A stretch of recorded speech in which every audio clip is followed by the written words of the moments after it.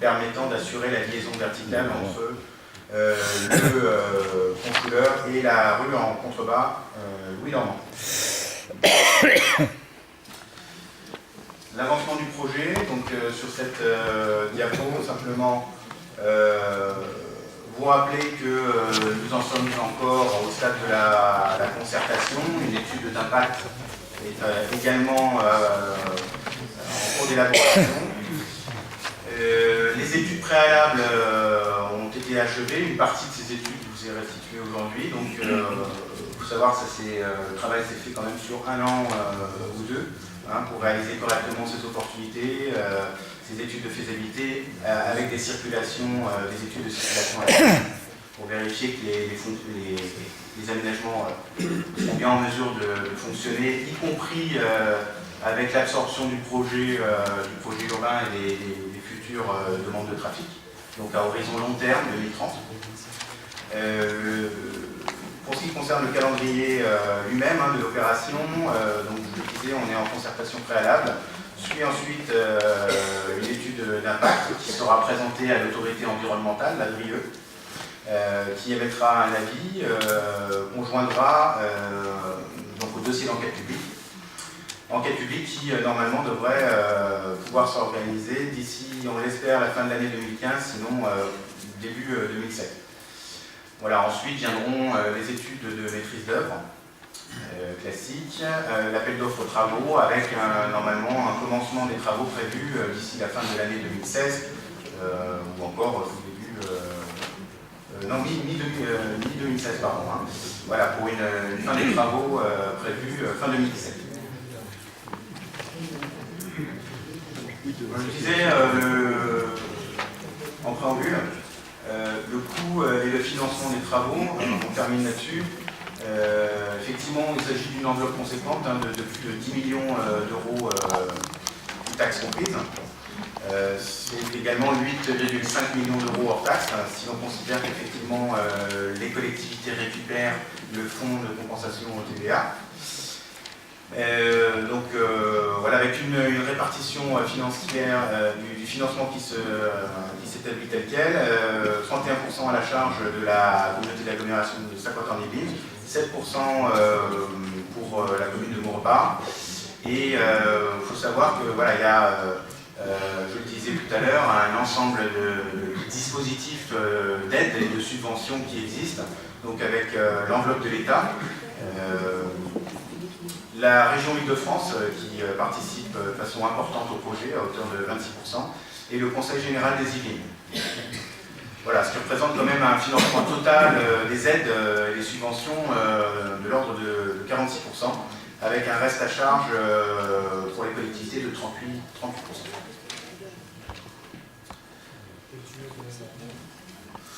Voilà, j'en ai fini de cette présentation. J'espère que vous avez compris dans l'ensemble la nature des aménagements. Je restitue la parole à Monsieur le maire. Voilà, n'hésitez pas à nous poser des questions. Très bien, merci beaucoup pour cette présentation très claire, très technique à la fois. Bienvenue à Monsieur le maire de la Verrière et vice-président de la communauté d'agglomération de Saint-Quentin, d'être là ce soir. Donc maintenant, c'est à vous d'échanger. On peut échanger ensemble. Donc voilà. Qui veut poser la première question? Oui, monsieur. Un micro, s'il vous plaît. Derrière.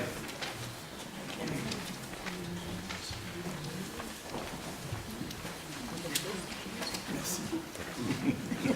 Bonsoir, Mario Mesli, j'habite à Maurepas. J'ai une question préalable d'ordre technique.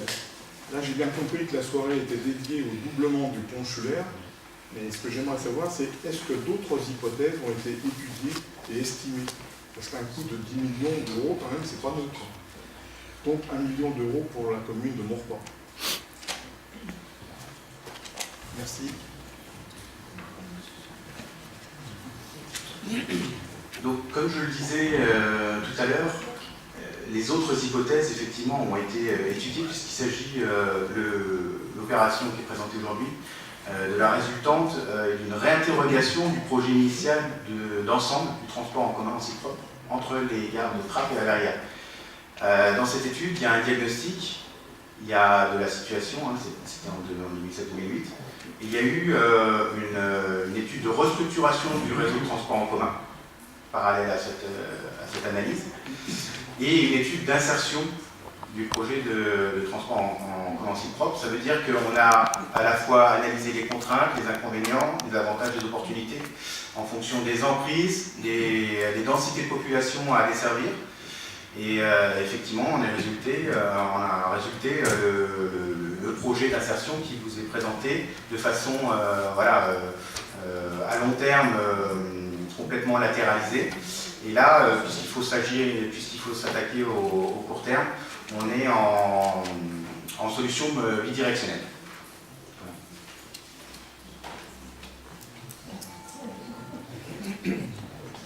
Monsieur.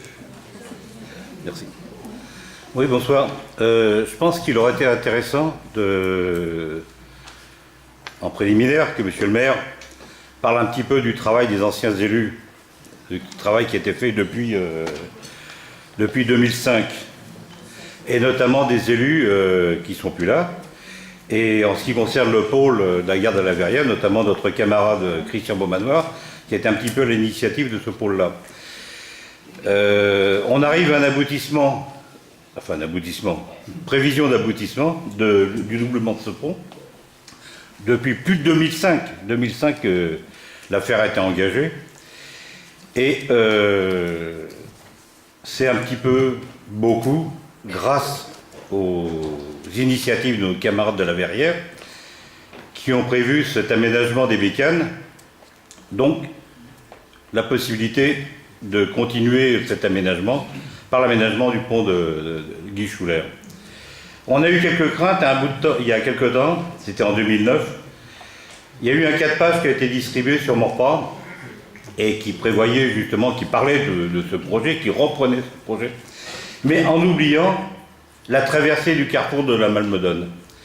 Et ça, cette optique, c'était aussi celle de Madame Pécresse. Et nous avions eu des craintes, et tant que le projet n'est pas réalisé, que cela passe un petit peu à l'as. Parce que cet aménagement, la Nationale 10, ça a été un petit peu la bouteille à encre. Je ne sais pas si pour ceux qui ont suivi un petit peu cette affaire. C'est un boulevard urbain. On a dit boulevard urbain. Mais là, ça devient vraiment catastrophique. On n'a pas voulu du prolongement de l'autoroute A12 pour quelques personnes qui avaient des terrains là-bas au vallon du Pomeray. Et maintenant, on va se retrouver dans une situation où il y aura toujours de plus en plus de voitures. Et même quand la voiture sera électrique, c'est pas de mal à veille, mais quand elle sera électrique, il y aura moins de pollution. Donc écologiquement, ça sera très bien. Mais il y aura toujours autant de monde et toujours autant de difficultés pour passer d'un côté de la Nationale 10 à l'autre côté. Donc je pense qu'avant de parler des possibilités, des discussions, je pense qu'il aurait été bon de faire un petit peu l'historique, de tirer un petit peu notre chapeau à tous ces gens, et justement il faudra éviter de dire des fois n'importe quoi, aux gens qui ont fait le boulot un petit peu avant, parce que pour l'instant, on récolte un petit peu le travail qui a été fait avant. C'est une opinion. Je sais bien qu'elle n'est pas partagée par un certain nombre, mais c'est ainsi. Avez-vous une question? Pardon? Avez-vous une question? Non, pas pour l'instant. C'était pourquoi vous n'aviez pas fait une présentation un peu plus large Non, parce que c'est... C'était pas nécessaire de le non. C'est un travail collectif qui existe depuis des années. La communauté d'agglomération est sur ce... Non, mais on ne parle pas de ce qui s'est passé avant. Oui. Voilà, il va mettre polémique, oui, mais ça c'est l'habitude, ça, nous sommes monsieur. dans la constructivité, donc voilà, on avance. Oui, on avance. Y a-t-il une autre question, s'il vous plaît?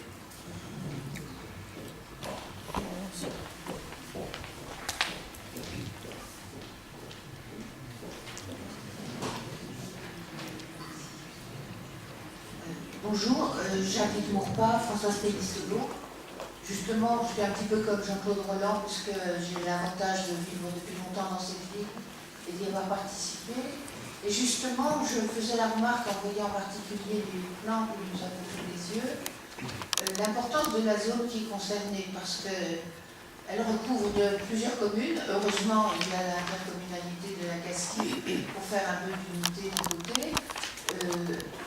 En voisine, nous sommes la commune de Maurepas à lieu isolé, et pourtant les projets nous concernent tous ensemble. Donc je vous ai d'abord une première question qui a une dimension politique. est-ce qu'on peut espérer qu'il n'y a pas eu de changement dans le projet, qu'il y a de la continuité et qu'il ira au bout après les changements politiques des dernières élections municipales? Ce serait la première question. La deuxième, je vais essayer de la mettre avec un point d'interrogation pour remplir les formalités. Cette diversité des communes montre que le problème qu'on veut résoudre avec ce projet concerne uniquement les transports. Or, on a parlé du développement économique, ça semble évident, c'est lié, et des tas d'autres questions seraient normalement à développer dans le même temps, il semble. Cette zone, elle va en réalité de l'extrémité de la Verrière à la gare du Trappes. En fait, de la Verrière, il y a Coignères.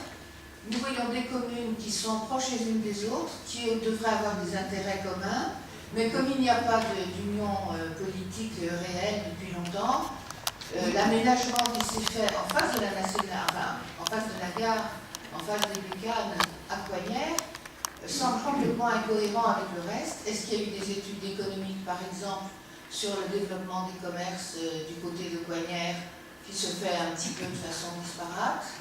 Est-ce qu'on peut espérer un jour voir une étude plus grande, plus cohérente, sur un plus grand nombre de questions sur toute cette zone? Parce que le point du pont Guichouler et le carrefour de Malmedonne, ça n'est que le centre d'une zone beaucoup plus vaste, même si le petit bout à l'ouest n'est pas pris en considération ici. Merci. J'ai oublié de dire, pardon, qu'on avait abordé la question au moment du débat sur le prolongement de l'autoroute A12, et si on avait fait, je ne le dis pas de la même manière que Jean-Claude Roland, si on avait réellement fait attendre cette déviation, parce que ça n'était qu'une déviation, pour contourner toute cette zone, on n'aurait pas ce qui s'appelle maintenant pudiquement la couture, je ne sais plus comment vous l'avez appelé, sur la nationale 10, qu'on appelait jusque-là une coupure. Et on voulait retricoter les deux côtés, les deux rives de la nationale pour réunir les quartiers qui sont de part et d'autre, et ça malheureusement on ne l'a pas fait.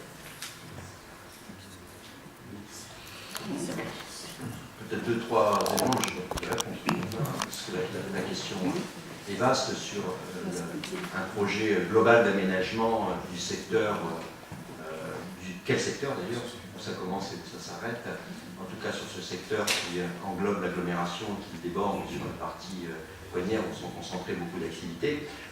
Juste deux choses que je peux dire, c'est que ça fait un bon moment maintenant que nous discutons avec la commune de Coignères, qui est associée évidemment au projet, et la commune de Maurepas.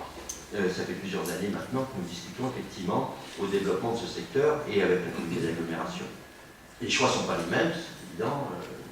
Le maire de Coignères a d'autres choix d'aménagement et d'urbanisme. Ce n'est pas forcément les choix que nous partageons à la Verrière, mais surtout c'est une commune indépendante, autonome, avec son conseil et ses habitants. Nous respectons évidemment les choix du maire de Coignères. Par contre, dans les discussions que nous avons toujours dit, réciproquement, nous souhaitons que les choix de la ville de la Verrière soient respectés, évidemment. Donc nous ne souhaitons pas être une extension, par exemple, de la zone commerciale de Coignères. Ça, toujours, ça a été dit. Nous ne souhaitons pas, nous ne voulons pas que les terrains libres à la Verrière soient une extension de la zone commerciale de Coignères. C'est le choix du maire de Coignères, ce n'est pas le choix du maire de la Verrière, et nous sommes tout à fait compris et entendus. Tout comme, évidemment, je ne cache pas qu'avec les communes riveraines, le débat sur notre projet Gare Bécane pose des questions, ce qui est normal. C'est normal que le maire de Maurepas, le maire de Loncourt et le maire de Coignères interrogent le maire de la Verrière sur la bonne maîtrise du projet urbain de la ville au regard des conséquences que cela peut avoir sur les communes riveraines. Et vous vous doutez bien qu'une gare commune, une gare routière aussi qui dessert, donc forcément l'arrivée de nouveaux habitants, de nouvelles entreprises doit être intégrée dans la réflexion et la négociation avec nos partenaires, que ce soit la SNCF, la FF, le CIF, pour tout le développement des structures, des infrastructures. Donc le débat existe, et puis bon, après je vais faire une réponse d'homme politique, mais je crois savoir qu'il y a un débat sur les devenirs de l'intercommunalité. Et voilà, les conseils municipaux, le préfet de région. Je crois que dans le cadre des commissions départementales et des commissions régionales, le débat est ouvert, nous n'aurons pas forcément tous les mêmes points de vue. En tout cas, ce qui est évident, et je crois que nous sommes à peu près tous d'accord pour dire, il faut des territoires de projet. Et au-delà même de la structuration de l'intercommunalité, parce que rien n'interdit deux intercommunalités de travailler sur un projet de développement commun. Sinon, on va arrêter où les intercommunalités si on regarde les dimensions de projet. Donc, il y a des décisions qui vont être prises, je crois, assez rapidement. La commune de la Verrière, moi-même en tout cas, en tant que maire de la Verrière depuis 2012, j'ai toujours pensé que Maurepas avait toute sa place dans le périmètre de la communauté d'agglomération de 50 ans en Yvelines. Alors évidemment, c'est plus facile de le dire pour le maire de la Verrière, sans doute, que pour le maire de Voisin ou le maire de Guyancourt, mais parce que nous, notre communauté de projet, d'évidence, les enjeux sont forts avec Maurepas. Donc nous n'avons jamais, enfin en tout cas pour ma part, je ne me suis jamais opposé, je ne m'opposerai pas à l'entrée de Maurepas dans la communauté d'agglomération. Et bien évidemment, vous doutez bien que ce n'est pas le seul avis des maires de la Verrière qui comptera lors de la prise de décision finale. En tout cas, je vous donne ma position à l'heure actuelle. Et donc, on va rechercher, les projets sont tellement importants, je ne parle même pas de la Nationale 10, l'aménagement de la Nationale 10, qui nécessite effectivement des concertations régulières avec le maire de Trappes, ça va de soi, avec le maire des Encours, avec le maire des Maurepas, de Coignères, et au-delà, puisqu'évidemment la Nationale 10 va après jusqu'à Rambouillet. Pour notre part, nous défendons effectivement un aménagement global, vous l'avez vu, on est ici à la réunion de Maurepas, je respecte, vous parlez du projet de la Verrière, mais c'est évident que pour la Verrière, c'est un des éléments de notre projet d'ensemble, élément essentiel, déterminant, pas le plus déterminant néanmoins, puisque nous avons toujours placé comme élément déterminant et structurant de nos aménagements le réaménagement du carrefour de Malmedy, qui nous paraît à nous l'élément bloquant aujourd'hui d'une fluidité de circulation pour notre secteur. Et puis voilà, la gare de la Verrière, c'est la gare de la Verrière, certes parce que c'est sur le territoire de la Verrière, mais vous le savez, elle est utilisée à la fois par le nord, au nord de la Verrière, mais aussi, on l'oublie, par un grand nombre d'habitants du sud, qui viennent du Ménil, de Lévis-Saint-Denis, de la vallée de Chevreuse, et qui viennent attraper le circuit sur le train sur la gare de la Verrière. Donc les enjeux sont aussi d'autre côté, et évidemment nous discutons, au moins avec le maire du Ménil, la maire du Ménil, pardon, madame la maire du Ménil, nous discutons avec elle aussi de ces aménagements, parce que ça compte. Et le maire de la Verrière a raison de le rappeler, le débat intercommunal va se poser, et se pose maintenant dans les semaines qui vont venir, parce que le préfet de région on dépasse le cadre de la réunion, mais enfin, très vite, le préfet de région a rendu son schéma intercommunal le 28 août, où Maurepas est intégré dans la communauté d'agglomération de Saint-Quentin, avec la ville de Coignères, dans un ensemble très large de 800 000 habitants, qui fait débat. Et donc, naturellement, je me suis engagé pendant ma campagne électorale à consulter les Maurepasiens sur ce sujet, et donc je reviendrai vers vous, en tout cas, pour tous ces enjeux qui concernent évidemment la ville de Maurepas dans les prochaines semaines. Voilà. Et en effet, il faut absolument qu'il y ait une cohérence dans le développement économique de nos territoires, parce que nous sommes dans une logique de bassin de vie, et qu'il faut qu'on fasse les choses ensemble, et pas les uns contre les autres. Voilà. Y a-t-il d'autres questions? Monsieur.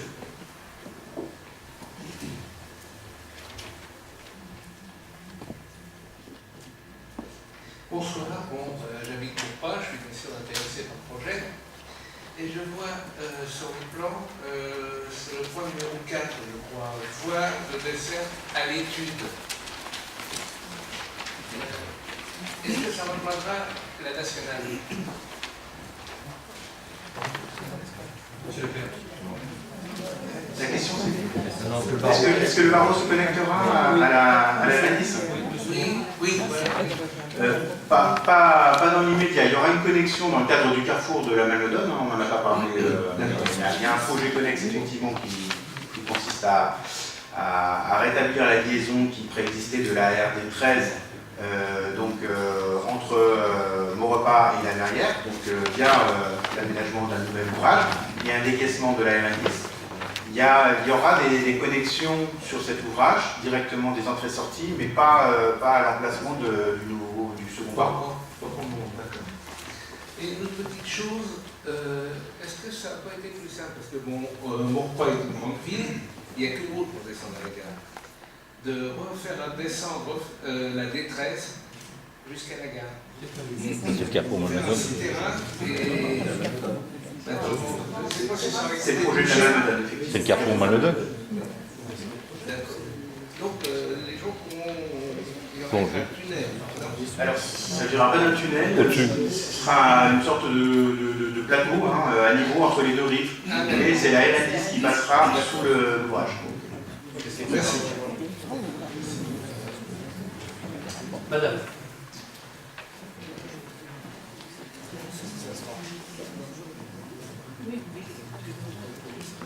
Bonsoir, monsieur le maire. Alors, toujours par rapport au plan, j'ai vu qu'il y aurait la création d'une nouvelle voie accessible à tous les véhicules et j'aurais voulu savoir si ça allait augmenter les places de parking ou bien les réduire. On va parler du point 3. Voilà, c'est ça. Sur les parkings. Monsieur Leclerc, vous souhaitez répondre sur ce sujet?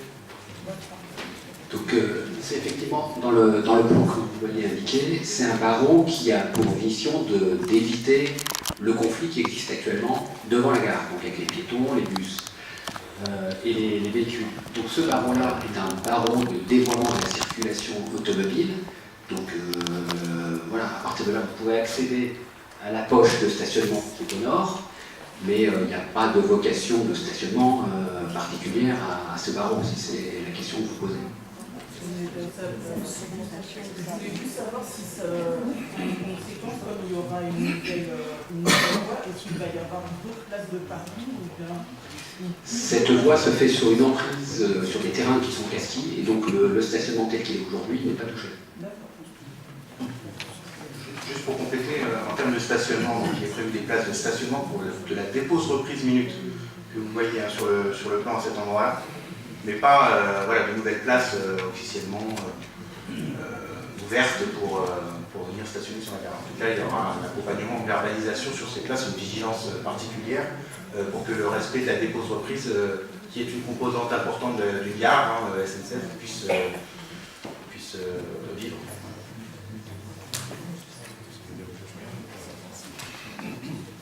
Oui, bonsoir.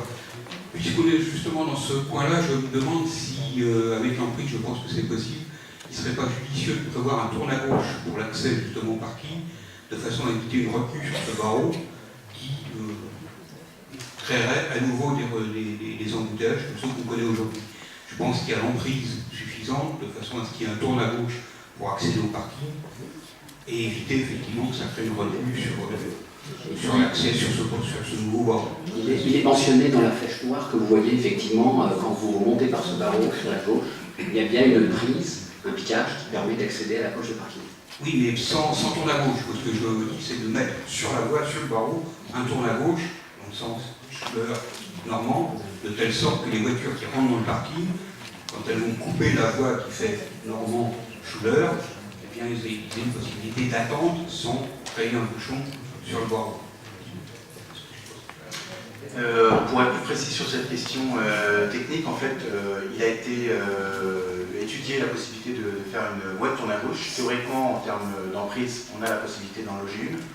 Après, ce qu'il faut savoir, c'est qu'on n'a pas forcément souhaité élargir cette emprise de façon disproportionnée, puisque c'est une voie qui a un profil urbain.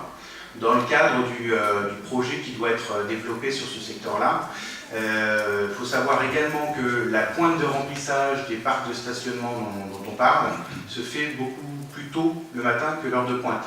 Elle est légèrement décalée, donc ça justifie le fait que normalement les personnes qui viendraient stationner sur cette poche-là depuis Maurepas auront normalement la possibilité de prendre un créneau dans la circulation qui sera rabattu via ce nouveau barreau, puisqu'il y aura un léger décalage de la pointe. Donc on n'a pas forcément souhaité d'emblée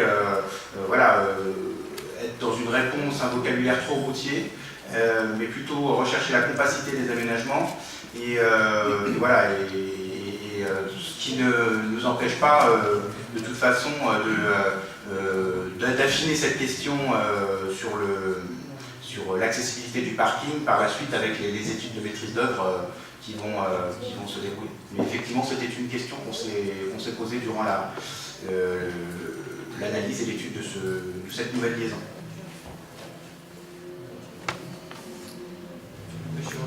Bonsoir. Il y a un aspect, donc je vois très bien toutes les implications de chacune des communes. Il y a un aspect qui n'a pas été abordé ce soir et qui me semble important, c'est quel est l'engagement de la SNCF sur la rénovation de la gare. Est-ce qu'il y a des points précis, etc. Parce qu'on va faire plein de belles choses autour, mais tant que cette gare ne sera pas rénovée, à quoi ça servira peut-être?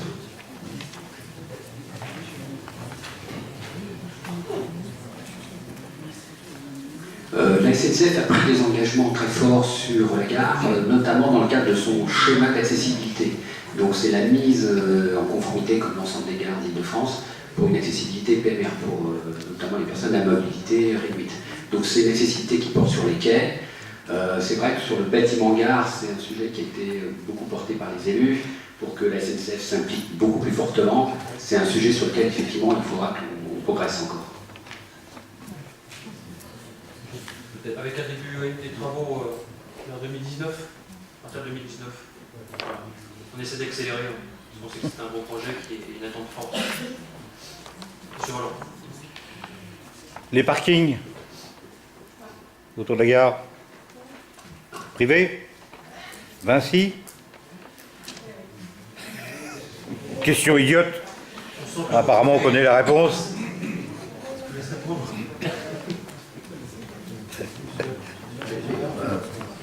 Alors on est sur un autre projet, puisque ce n'est pas le projet de prolongement du moins du TCSP, hein, c'est un autre projet, c'est le projet que nous travaillons sur l'aménagement de la partie gare, autour du secteur gare, et donc avec...